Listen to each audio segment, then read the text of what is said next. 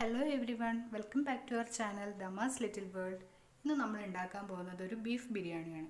പെട്ടെന്ന് തന്നെ ഉണ്ടാക്കിയെടുക്കാവുന്ന ഒരു ബീഫ് ബിരിയാണി. അപ്പോൾ അതിന് എന്തൊക്കെയാണ് ഇൻഗ്രീഡിയൻസ് വേണ്ടതെന്ന് നമുക്ക് നോക്കാം. പട്ട, ഗ്രാമ്പൂ, തക്കോലം, പെരിഞ്ജീരകം, കുരുമുളക്, ഗ്രാമ്പൂ, ഇത്രയും. പിന്നെ നമുക്ക് ഗാർണിഷിങ്ങിന് വേണ്ടിയിട്ട് മല്ലിയില, സവാള വളരെ നൈസായിട്ട് അരിഞ്ഞത്, പിന്നെ ഡാൽഡ, ആവശ്യത്തിനുള്ള ഉപ്പ്, മെയിൻ ഇൻഗ്രീഡിയൻ്റ് ആയിട്ടുള്ള നമ്മുടെ ബസ്മതി റൈസ്. ഞാനിവിടെ ബസ്മതി റൈസാണ് എടുത്തിരിക്കുന്നത്. അത് ഞാൻ ഈ ഒരു കപ്പിൽ ഒരു 1.25 കപ്പ് റൈസാണ് എടുത്തേക്കുന്നത്. അപ്പോൾ 1.25 കപ്പിന് ഞാൻ ഇവിടെ 2.5 കപ്പോളം വെള്ളം തിളപ്പിക്കാനായിട്ട് വെച്ചിട്ടുണ്ട്, നമ്മുടെ റൈസിലേക്ക് ഒഴിക്കാനായിട്ട്. 1 കപ്പ് അരിക്ക് 2 കപ്പ് വെള്ളം, അതാണ് എൻ്റെ കണക്ക്. ഓക്കെ, അപ്പോൾ നമുക്കെന്നത് പ്രിപ്പയർ ചെയ്യാൻ തുടങ്ങാം. അപ്പോൾ നമുക്ക് തുടങ്ങാം. ഫസ്റ്റ് നമ്മൾ പാത്രം വെച്ചിട്ട് നന്നായിട്ട് ചൂടായി വരുമ്പോഴത്തേക്കും അതിലേക്ക് ഡാൽഡ ഒഴിച്ചു കൊടുക്കുക.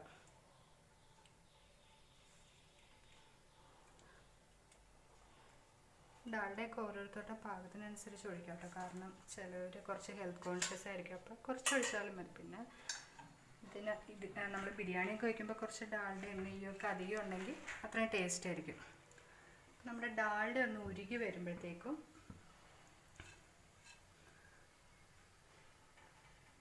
ഒന്ന് ഉരുകട്ടെ. അതേസമയം തന്നെ ഞാൻ ഇപ്പുറത്തെ അടുപ്പിൽ നമ്മുടെ ബിരിയാണിയിലേക്കുള്ള വെള്ളം തിളയ്ക്കാനായിട്ട് വെച്ചിട്ടുണ്ട്. പിന്നെ ഈ ബസ്മതി റൈസ് ഞാൻ കഴുകി വെള്ളം മൊത്തം സ്റ്റെയിനറിൽ വെച്ച് കളഞ്ഞിട്ട് എടുത്തു വെച്ചിരിക്കുന്നതാണ്. ഓക്കെ, നമ്മുടെ ഡാൽഡയൊക്കെ ഇതാ ഉരുകി വന്നിട്ടുണ്ട്.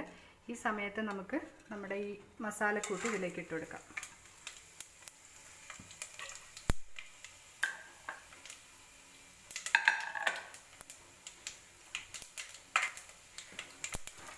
മസാലയൊക്കെ ഒന്ന് പൊട്ടി വരുന്ന സമയത്ത് നമ്മുടെ റൈസ്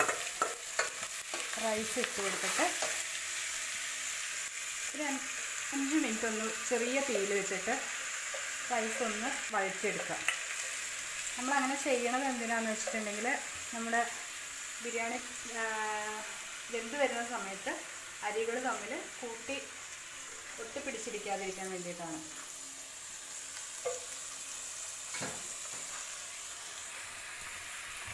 അതുപോലെ തന്നെ നമുക്ക് നാരങ്ങനീര് ഒഴിച്ചു കൊടുക്കാം കേട്ടോ. നാരങ്ങനീര് ഒഴിച്ചു കൊടുത്താലും നമ്മുടെ ബിരിയാണി റൈസ് അങ്ങനെ ഒട്ടിപ്പിടിച്ചിരിക്കില്ല. അടി കരിയാതെ കൈ കളക്കാതെ ഇളക്കി കൊടുത്തിട്ട് അതേ സമയം നമ്മുടെ അരി ഒന്നും പൊടിഞ്ഞു പോകാനും പാടില്ല. നന്നായിട്ടൊന്ന് മിക്സ് ചെയ്ത് കൊടുക്കാം.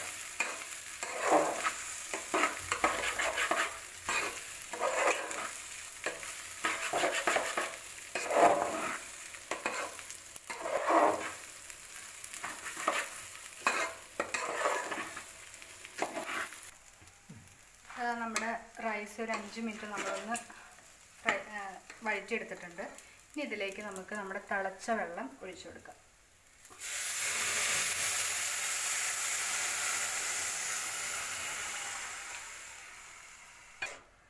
അപ്പോൾ 1.25 കപ്പ് അരിയാണ് ഞാനിവിടെ എടുത്തിരിക്കുന്നത്. അപ്പോൾ ആ കപ്പിൽ തന്നെ ഒരു 2.5 കപ്പ് വെള്ളം, അതായത് 1 കപ്പ് അരിക്ക് 2 കപ്പ് വെള്ളം, ആ അളവിലാണ് എടുത്തേക്കുന്നത്.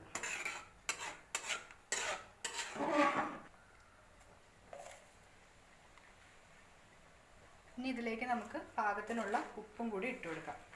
പിന്നെ നാരങ്ങനീര് ഒഴിക്കുകയാണെന്നുണ്ടെങ്കിൽ ഈ സമയത്ത് നമ്മൾ നാരങ്ങനീര് ഒഴിച്ചു കൊടുക്കുക. അപ്പോൾ അരി ഒട്ടും ഒട്ടിപ്പിടിക്കില്ല. ഇതിപ്പോൾ നമ്മൾ വറുത്തത് കൊണ്ട് തന്നെ ഒട്ടും പിടിക്കില്ല.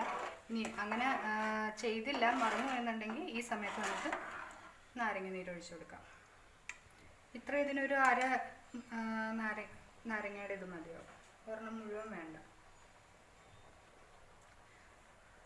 ഞാൻ ഉപ്പ് നോക്കട്ടെ കേട്ടോ, കറക്റ്റ് ആയിട്ടുണ്ടോ എന്നുള്ളത്. അങ്ങനെ നമ്മുടെ റൈസിലേക്ക് ആവശ്യമായിട്ടുള്ള ഉപ്പും എല്ലാം ഇട്ടിട്ടുണ്ട്. ഇപ്പം എൻ്റെ ഇത് ഉപ്പെല്ലാം കറക്റ്റാണ്. അപ്പം ഇടയ്ക്കൊന്ന് ഉപ്പ് നമ്മൾ നോക്കുക. പിന്നെ നമ്മൾ നോക്കുന്ന ടൈമിൽ ഒരു പൊടിക്ക് ഉപ്പ് മുന്നിൽ നിൽക്കണം, എന്നാലാണ് ആ റൈസിലേക്കും കൂടി പിടിക്കുമ്പോഴത്തേക്കും കറക്റ്റാവുള്ളൂ. ഇനി ഇതൊന്ന് തിളച്ച് വരുന്ന സമയത്ത് നമുക്ക് ഫ്ലെയിം ഒരു മീഡിയം ഫ്ലെയിമിലേക്ക് ആക്കിയിട്ട് ഇതിനൊന്ന് മൂടി വയ്ക്കാം. മൂടി വെച്ച് അതങ്ങനെ ഇരുന്നൊന്ന് വെന്ത് വരട്ടെ. പെട്ടെന്ന് തന്നെ ആവും കേട്ടോ, ഒത്തിരി ടൈമൊന്നും വേണ്ട നമുക്ക് റൈസ് ആവാൻ. ഓക്കെ, ഇതാ ഒരു 10 മിനിറ്റ് കഴിഞ്ഞിട്ടുണ്ട്. നമ്മുടെ റൈസ് എന്തായാലും നോക്കാം. വെള്ളമൊക്കെ വറ്റി നമ്മുടെ റൈസ് റെഡി ആയിട്ടുണ്ട് കേട്ടോ. ഒരു 10 മിനിറ്റ് എനിക്കിവിടെ ഇത് റെഡി ആയിട്ട് വരാനായിട്ടായിട്ടുള്ളൂ. അങ്ങനെ നമ്മുടെ പ്ലെയിൻ ബിരിയാണി റൈസ് ഇപ്പോൾ റെഡി ആയിട്ടുണ്ട്. ഇനി നമുക്കിതിനെ ചിക്കൻ ബിരിയാണിയോ ബീഫ് ബിരിയാണിയോ എന്ത് വേണമെങ്കിലും നമുക്ക് ആക്കി മാറ്റാം. അതിന് ഞാൻ ഇന്നിപ്പോൾ ഇവിടെ ഒരു ബീഫ് ബിരിയാണിയാണ് കാണിക്കുന്നത്, ബീഫ് ദം ബിരിയാണി. അത് നമ്മുടെ പ്രഷർ കുക്കറിൽ എങ്ങനെ ദം ചെയ്തെടുക്കുക എന്നുള്ളതാണ് കാണിക്കുന്നത്. അപ്പോൾ ഇതിന് ഫസ്റ്റ് ഞാൻ ഒരു ബീഫ് ഗ്രേവി പോലെ പ്രിപ്പയർ ചെയ്യുന്നുണ്ട്. അത് ഞാൻ എൻ്റെ ഇതിന് മുന്നത്തെ വീഡിയോയിൽ ഇട്ടിട്ടുണ്ട്. അപ്പോൾ അത് കാണാത്തവരുണ്ടെങ്കിൽ ആ വീഡിയോ ഒന്ന് കാണാം.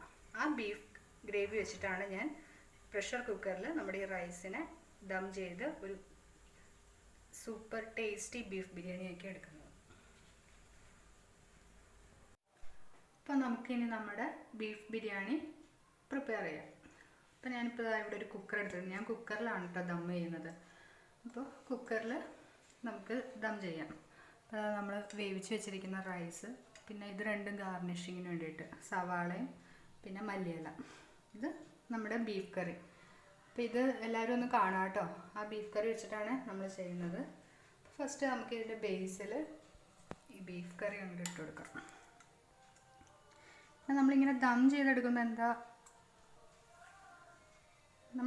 ചെയ്തെടുക്കുമ്പോൾ എന്താ പ്രത്യേകത വെച്ചാൽ നമുക്ക് വളരെ കുറച്ച് കറി മതി.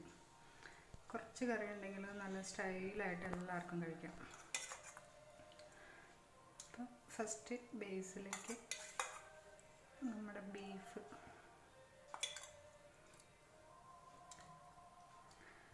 ഇതിപ്പോൾ കറി ഞാൻ ഓൾറെഡി ഒരു തവണ വീഡിയോ ഇട്ടിരിക്കണോണ്ടാണ് കേട്ടോ ഇപ്പോൾ കാണിക്കാത്തത്. അപ്പം അതെല്ലാവരും ഒന്ന് കാണുക. ഇതിപ്പോൾ നമ്മൾ എന്നും ഇടുന്നതിനൊക്കെ അപ്പോൾ നമ്മൾ ബീഫ് ബേസിൽ ഫുൾ ഇട്ടിട്ടുണ്ട്. ഇനി ഇതിൻ്റെ മേലേക്ക് നമ്മൾ റൈസ് ഇട്ട് കൊടുക്കാം.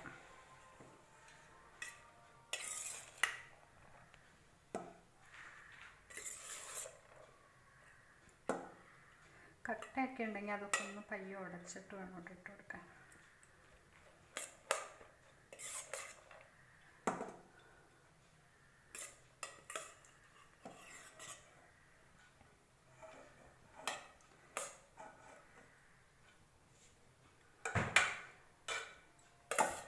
നമുക്ക് ഈ ഒരൊറ്റ ലെയറിൽ കറി ഇട്ടാൽ മതിയാവും. പിന്നെ വേണമെങ്കിൽ ഒരു ലെയർ റൈസ് പിന്നെ കറി അങ്ങനെ വേണമെങ്കിൽ ഇടാം. പക്ഷേ ഇത് തന്നെ മതിയാവും. ഇത് തന്നെ നല്ല ഫില്ലിംഗ് ആയിട്ടുണ്ടാവും. മതി.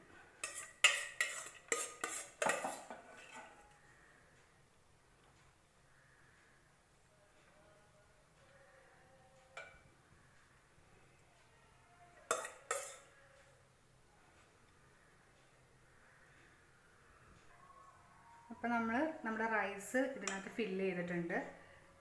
ഏറ്റവും താഴത്ത് കറി, അതിന് മേലെ റൈസ്. പിന്നെ ഡാൽഡയൊക്കെ ഒത്തിരി യൂസ് ചെയ്യുന്നവരാണെങ്കിൽ കുറച്ച് ഡാൽഡ ഒഴിച്ചു കൊടുക്കാം.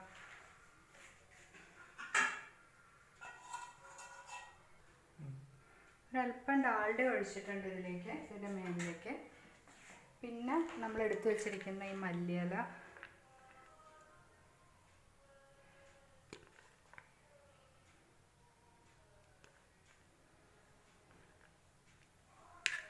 അതുപോലെ ഈ സവാളയിൽ കുറച്ച്, ബാക്കി നമുക്ക് ലാസ്റ്റ് ഗാർണിഷിങ്ങിലിടാം.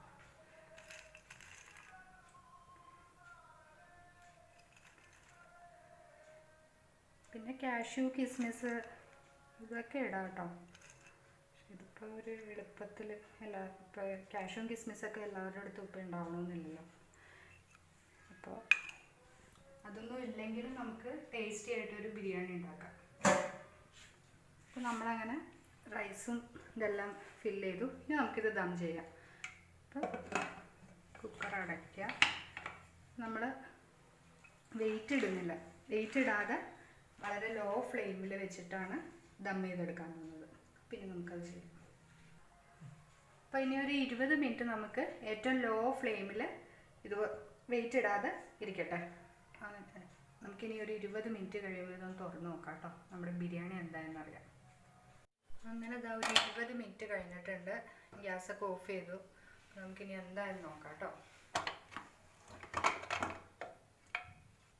അടിപൊളി.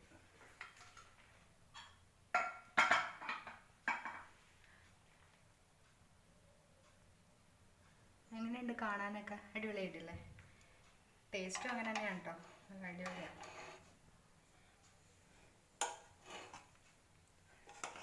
അടിയിലൊന്നും പിടിച്ചിട്ടില്ല. ഇനി നമ്മുടെ ഈ റൈസും ഇതും കൂടി നന്നായിട്ടൊന്ന് മിക്സ് ചെയ്തെടുക്കാം. അതിന് ശേഷം നമുക്ക് സെർവ് ചെയ്യാം.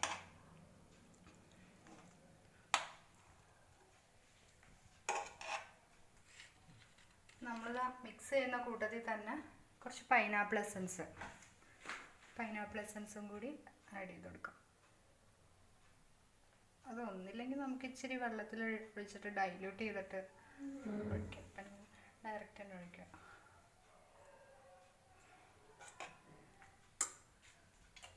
ഇപ്പം നല്ല അടിപൊളി ബിരിയാണിയുടെ മണം വരുന്നുണ്ട്.